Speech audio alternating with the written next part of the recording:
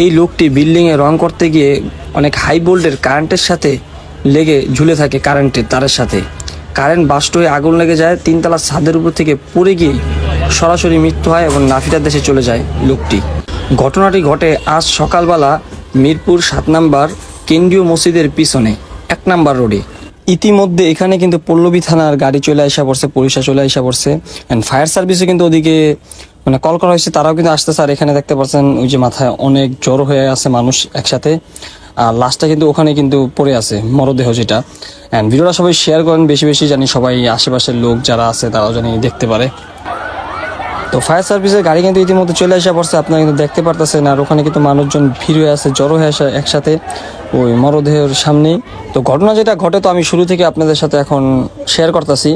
তো এই লোক যে মারা গেছে ইতিমধ্যে, তার সাথে আরেকজন ছিল যারা এই বিল্ডিংয়ে আপনার রং করতেছিল পুরা বিল্ডিং।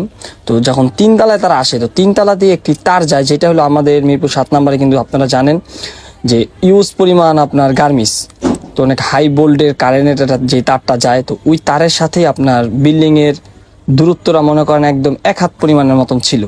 তো এই যে তারটা ওটা কিন্তু অনেক হাই ভোল্টের, তো চুমুকের মতন তারা টান দিছে, টান দিয়া মনে করেন ঘাটটা একেবারে রক্ত যা আছে তো মনে করেন শুকাই ফেলছে একেবারে। ওই যে পাটা দেখতে পারতেছেন একেবারে পুরো মুরগি পুরাই ফেলে যেরকম লাগে ওরকম লাগতেছে।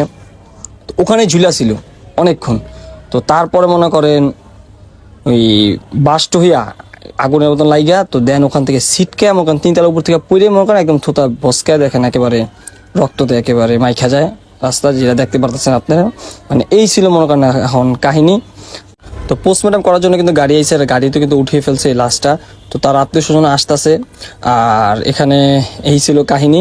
তো গাইস সবাই তার জন্য দোয়া করবেন, আল্লাহ জানি রমজান মাস উপলক্ষে তারা জানি জান্নাতবাসী করুক। আর তো সবাই ভালো থাকবেন, সুস্থ থাকবেন।